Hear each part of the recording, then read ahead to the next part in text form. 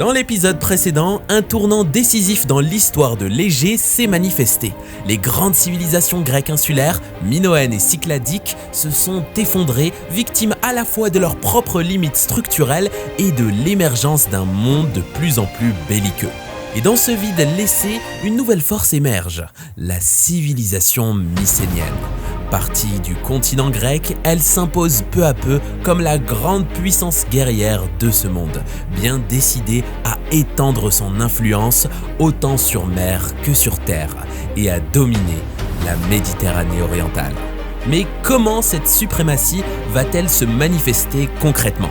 Quelles stratégies vont adopter les Mycéniens pour asseoir leur autorité ? Et surtout, comment vont réagir les autres peuples alentours ? Autant de questions auxquelles nous tenterons de répondre dans cet épisode, en plongeant au cœur de l'expansion mycénienne. Bienvenue dans l'Odyssée des organisations.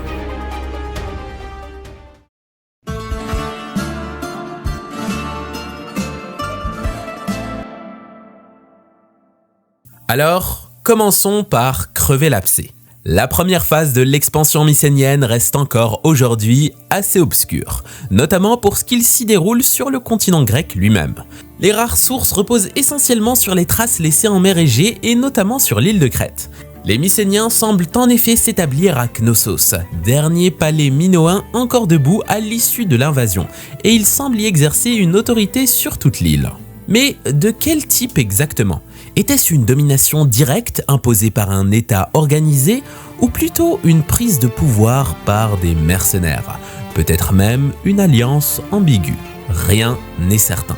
Cependant, plusieurs indices nous amènent à croire à un contrôle à la fois politique, administratif et culturel. Sur le plan politique, la présence d'une salle du trône à Knossos, construite selon les normes architecturales mycéniennes, est un signal fort. C'est plus qu'un détail, plus qu'un siège, c'est une prise symbolique du centre névralgique du pouvoir minoen. Surtout qu'il va dès lors s'exécuter d'une façon plus centralisée qu'auparavant sur l'île. C'est le système monopalatial, un système similaire à celui que l'on retrouvera sur le continent. Un palais unique est à la gestion d'une région. Côté administration, l'arrivée des Mycéniens est également la fin du monopole du système d'écriture dit du linéaire A.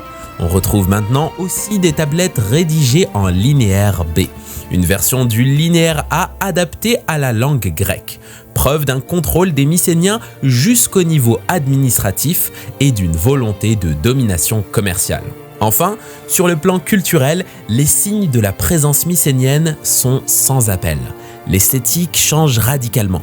Les fresques, les bijoux, les objets du quotidien deviennent plus austères. On est loin de la sensibilité raffinée et du symbolisme sacré des Minoens.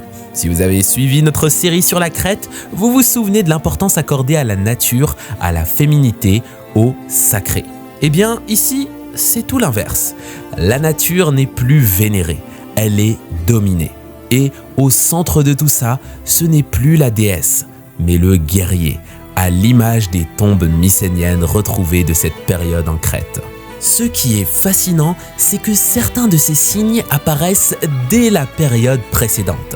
Par exemple, une iconographie moins valorisante pour les femmes, ou encore le linéaire B aurait d'abord été utilisé pour faciliter le commerce entre les deux civilisations.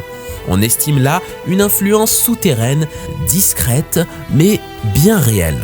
Et si on devait pointer d'autres changements notables, on pourrait citer l'émergence d'une élite mixte, à la fois crétoise et mycénienne.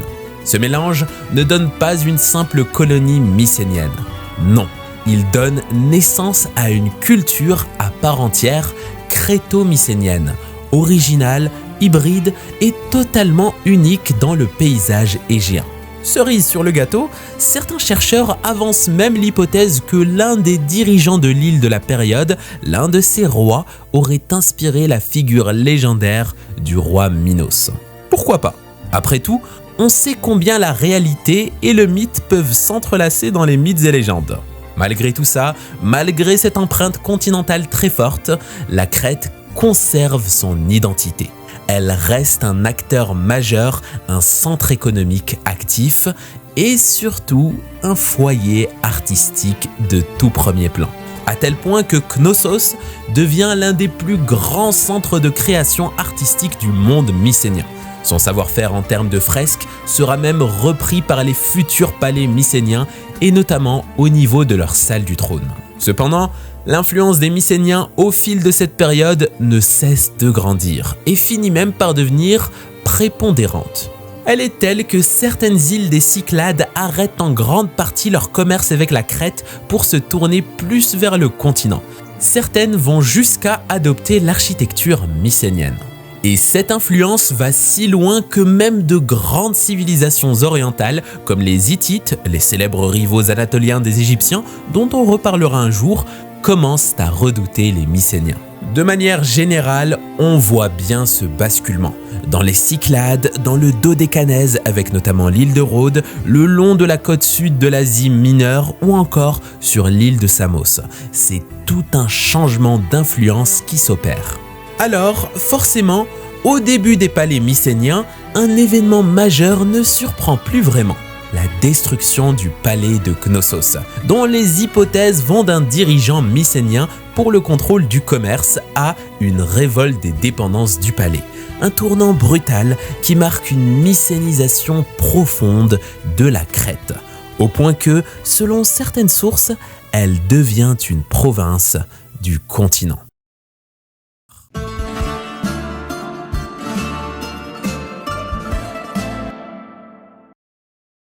Après la destruction de Knossos, la carte du continent grec commence à changer.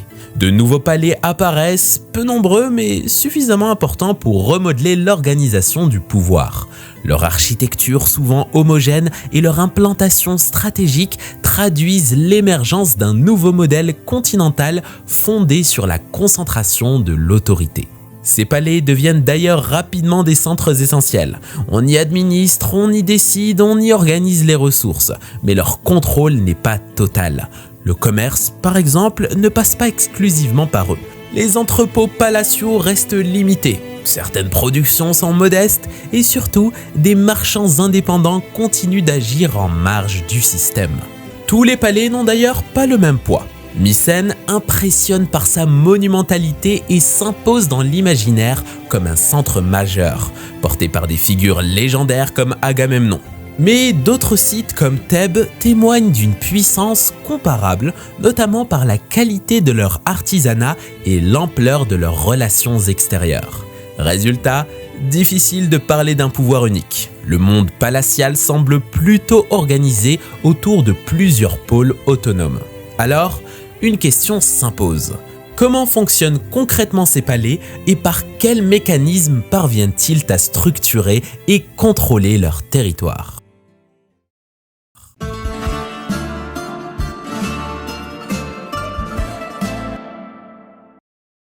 La première réponse est qu'ils semblent fonctionner de façon assez classique. Le pouvoir est toujours très centralisé malgré ce qui vient d'être dit et son économie repose sur le grand triptyque de la période, l'agriculture, l'élevage et la métallurgie.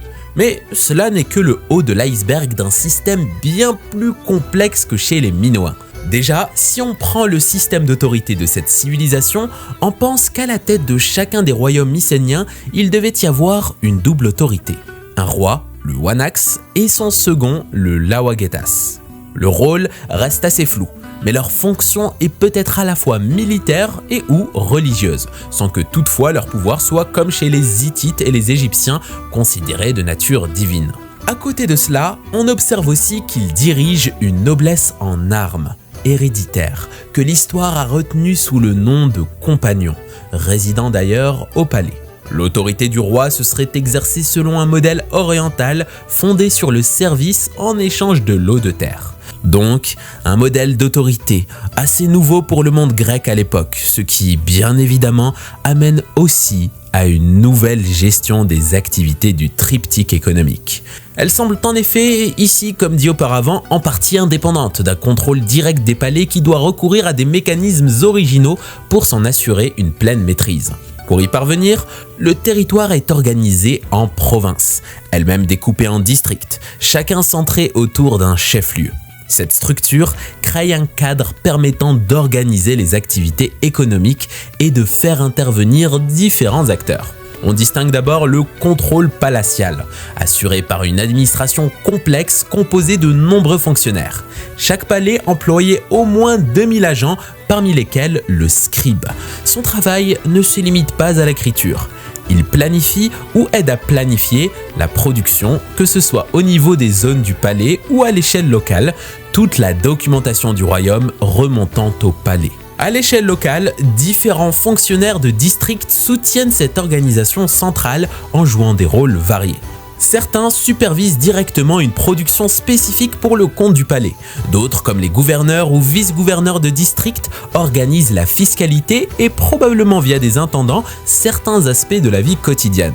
Parmi ces responsables, on trouve notamment le responsable aux outils et le responsable des figues, ces dernières constituant une partie importante du salaire de nombreux travailleurs.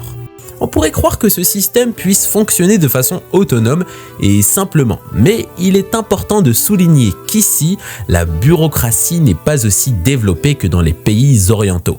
Elle est trop légère pour assurer un contrôle total de l'économie. Plus on s'éloigne des palais, moins elle est présente, voire intermittente. Ce qui a amené à penser notamment deux modèles de fiscalité selon si on est proche ou loin du palais pour réussir à correctement gérer cette limite. Pour les activités agricoles et certaines productions, il a été préféré pour collecter l'impôt des taxes en nature. Certaines sources évoquent des taux très élevés, réalité particulièrement concrète si on tient compte notamment du fait qu'aucune trace de ferme palatiale n'est demeurée et que presque chaque habitant devait sans doute soit cultiver sa terre, soit s'occuper de bêtes. Pour les autres cas, il est utilisé le système de la corvée. Beaucoup le font par intermittence en fonction des besoins du palais, que ce soit sur place dans le cadre d'une production agricole spécifique ou d'une commande du palais, soit directement au palais. Mais la fiscalité n'est pas le seul outil. Pour maintenir l'ordre et la cohésion dans ce monde inégalitaire, les palais mettent également en place 3 mécanismes complémentaires de façon à toujours avoir un contrôle sur leur campagne. Le premier mécanisme, c'était la mise en place au sein des districts d'une hiérarchie militaire et religieuse. Pour la partie militaire, un compagnon ou un autre membre de l'aristocratie guerrière pouvait en être à la tête, garantissant la sécurité et la discipline. Le deuxième mécanisme consistait à valoriser les chefs des communautés rurales, appelés damos. Ces chefs détenaient des terres et avaient une personnalité juridique. Les palais les favorisaient particulièrement pour 2 raisons. D'une part, ils servaient d'intermédiaires lors de l'installation des dignitaires palatiaux dans leur communauté. D'autre part, ils assuraient le fonctionnement du système fiscal et religieux en veillant à ce que tout se déroule selon les règles du palais. Enfin, le troisième mécanisme repose sur le contrôle des activités spécialisées. Les archives palatiales témoignent de l'existence de registres recensant certaines professions ainsi que leur localisation précise, comme par exemple les bronziers. Le pouvoir central exerce ainsi un contrôle indirect mais efficace sur ces communautés techniques, fournies en matières premières et mobilisées en fonction des exigences politiques, militaires ou rituelles du moment. Ainsi, le système mycénien est une organisation bien ficelée. Mais ce qui frappe dans ce système d'encadrement sophistiqué, c'est qu'il laisse malgré tout une marge d'indépendance remarquable à de nombreux acteurs. Le domaine religieux, par exemple, possède ses propres terres et génère ses propres revenus, même si un certain contrôle du palais s'y effectue. Les militaires, de leur côté, ne vivent pas principalement du butin royal. Chacun tire profit de ses propres conquêtes ou de ses propres domaines. C'est cette autonomie relative à tous les niveaux qui pousse les historiens à qualifier la civilisation mycénienne d'individualiste, en net contraste avec la société minoenne, beaucoup plus centralisée et collective. Et cet individualisme ne s'arrête pas aux élites locales ou aux communautés rurales. Il touche même le sommet de l'État. Le Wanax, le roi, et son second, le Lawagetas, disposent chacun de leurs propres terres et de leurs propres appareils de production. Mais en soi, à quoi servent toutes ces organisations ? On pourrait bien sûr évoquer la production, les échanges ou encore l'organisation de moments festifs comme les banquets. Mais chez les Mycéniens, il y avait quelque chose de plus, quelque chose qui fait véritablement le sel de leur culture et structure l'ensemble de ces mécanismes. Leur activité première, la guerre.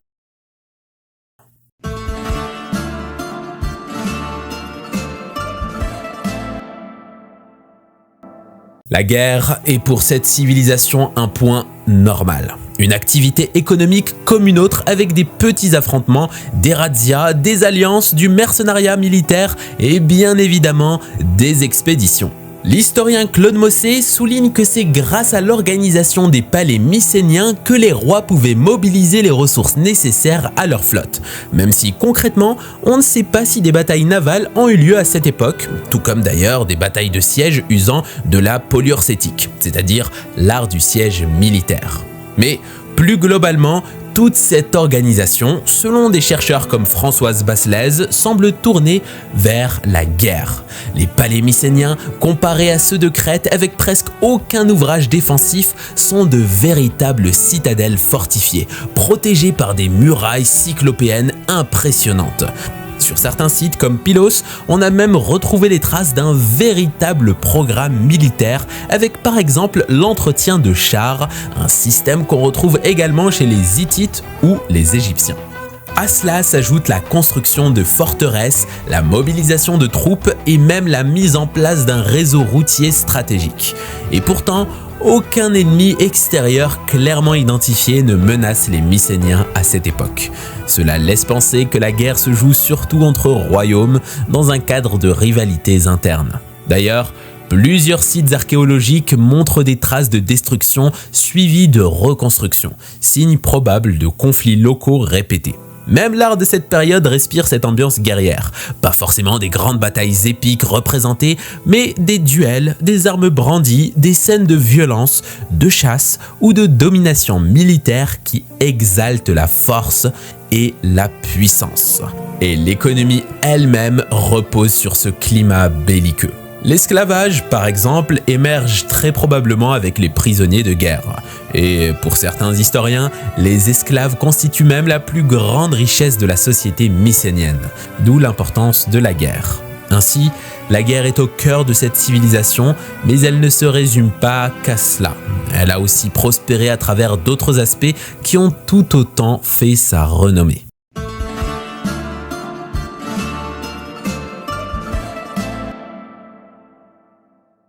Sur le plan matériel, la prospérité de cette civilisation est particulièrement visible.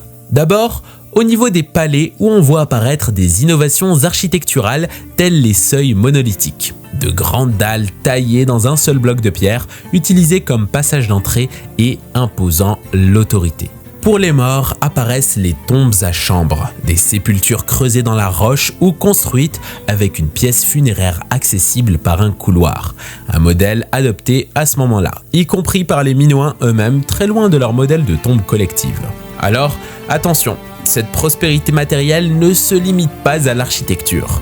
Au niveau du territoire, les Mycéniens imposent tout autant une révolution. Tout porte à croire que l'ensemble du territoire continental est désormais occupé, et cela transforme profondément le paysage. Les collines sont sculptées en terrasses agricoles adaptées au sol, des barrages et des canaux sont aménagés. Un véritable contrôle de la nature s'impose, en parallèle des progrès techniques, d'une harmonisation de la culture matérielle et d'un contrôle militaire à l'image de la construction de forteresses défensives. Enfin, au niveau de l'humain et de son travail artisanal, ce système amène à constater pour la première fois l'arrivée d'un nouveau stade de spécialisation, avec certaines professions qui deviennent héréditaires, comme celle de forgeron. On est donc dans un monde en mouvement et qui accepte le changement.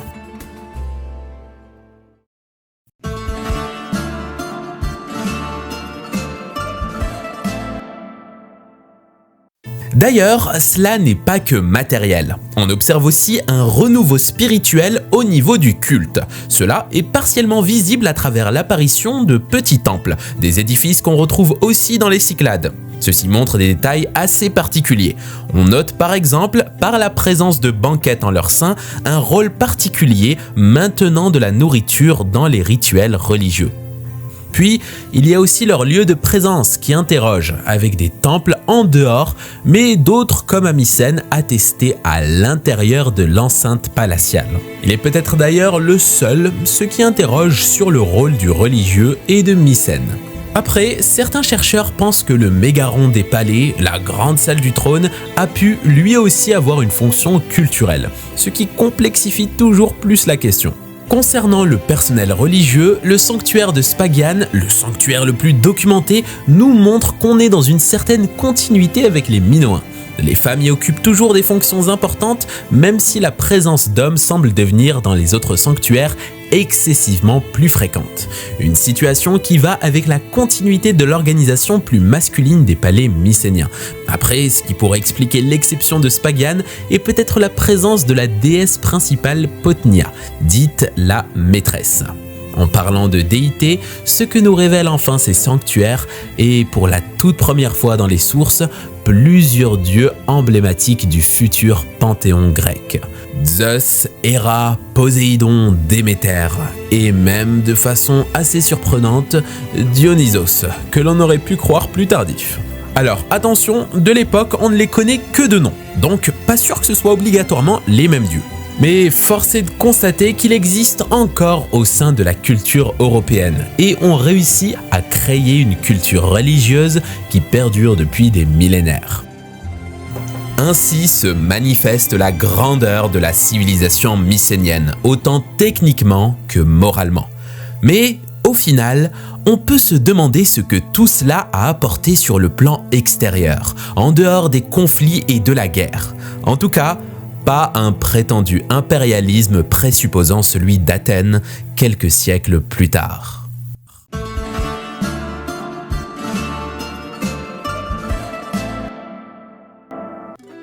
Alors, pour ce point, c'est assez clair. Dans leur relation avec le monde, leur modèle politique et culturel s'est très peu exporté, même dans leurs supposés comptoirs commerciaux où l'implantation auprès des populations locales s'est souvent faite de manière brutale ou conflictuelle. C'est plus du point de vue commercial que le pouvoir des palais est efficace, permettant une expansion de leurs contacts avec le monde. De la Sardaigne jusqu'à l'Orient, Asie mineure, Chypre, Égypte, Italie du Sud, Sicile, Sardaigne, Balkans, notamment, se diffusent leur artisanat en céramique, textile et aussi leur production agricole. On peut dire en un sens qu'ils ont dépassé les Minoens, dont ils avaient repris les différents circuits de contact. On pense cependant qu'une partie a été distribuée par des vaisseaux orientaux plutôt que mycéniens, préludant des navigateurs phéniciens. Ça ne veut pas dire que les mycéniens ne naviguent pas. Des mythes gardent trace de leur pratique de la navigation, comme le mythe de Jason et des Argonautes, ou encore des voyages d'Héraclès. Mais pour le commerce, ils pouvaient recourir à des intermédiaires qui eux-mêmes pouvaient recourir à d'autres intermédiaires, comme par exemple l'île de Chypre, où les proto-phéniciens pouvaient venir chercher des marchandises grecques. D'ailleurs, l'île de Chypre, parlons-en. Alors, connue sous le nom du royaume d'Alachia, elle est essentielle pour comprendre l'expansion du réseau mycénien, avec ses diverses principautés ourouéotées et bâtiments quasi palatiaux. Les Chypriotes étaient très présents dans les échanges, notamment comme intermédiaires dans une partie des réseaux mycéniens. Ils sont même jusqu'à produire des céramiques signées d'un symbole chypro-mycénien, étant aussi de très bons artisans et peut-être même présents pour certains marchands directement en Argolide. Et ils ne sont pas simplement des intermédiaires, ce sont aussi des acheteurs. Une théorie avance d'ailleurs que les Mycéniens auraient adapté les styles de leur céramique afin de mieux correspondre aux besoins et aux goûts de ses partenaires commerciaux. En tout cas, les autres civilisations ne restent pas insensibles au savoir mycénien. Par exemple, comme à Chypre, au Levant ou encore en région italique, le style mycénien inspire les productions locales. Ce fait est d'autant plus fort que sur cette période, ce ne sont pas que les biens qui circulent, mais aussi les individus qui créent d'ailleurs de petites communautés. Pour les Égéens, ces implantations se forment de l'Orient jusqu'en Italie et en reçoit aussi en son sein à l'image de la communauté italique, comme chypriote par exemple.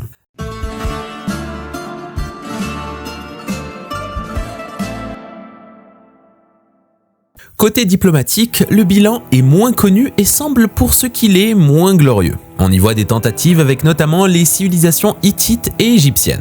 On pense pour les Égyptiens l'utilisation de leurs relations passées avec la Crète, mais rien de durable ne semble se construire, même si certains pensent à la création de relations diplomatiques à l'image de l'ambassade envoyée à Thoutmôsis III durant une campagne syrienne et du groupe de plaques de faïence portant le nom d'Améophis III, retrouvé à Mycène. Dans les faits, les Mycéniens semblent pour les Égyptiens être dans certains cas des commerçants, leur important des matières premières telles le verre et l'ivoire, et leur exportant des produits de luxe provenant des palais comme de petits vases à parfum ou des produits textiles. Pour d'autres cas, ils semblent avoir été plutôt des mercenaires avec des cascadants de sangliers comme le montre ce papyrus. Pour les Hittites, les Mycéniens apparaissent comme des partenaires peu fiables, problématiques concernant le cas de Mié et comme des fauteurs de troubles en raison notamment de leur intrusion en Anatolie, comme celle d'Atrée, père d'Agamemnon, et de leur soutien répété à des adversaires de l'Empire, tels Ouaziti, roi d'Arzawa, ou encore Piamaradou, l'un des ennemis les plus provocateurs et les plus insaisissables des Hittites. Ainsi, l'accroissement de l'influence mycénienne en Anatolie laisse supposer aussi l'image d'acteurs insaisissables. Cette période marque ainsi une première unification culturelle du monde grec sous la tutelle des palais, les rendant plus forts et ambitieux que jamais et leur permettant de gérer une civilisation guerrière indomptable. Rien ne peut les arrêter. Mais au début du XIIe siècle avant Jésus-Christ, l'impensable arrive. Une série de catastrophes s'enchaînent, entraînant avec elle la chute de la civilisation grecque et celle de toutes les civilisations alentours, plongeant ce monde riche dans des âges obscurs, ne laissant derrière lui plus rien et laissant les Grecs face à une seconde catastrophe majeure de leur histoire, l'effondrement de l'âge du bronze.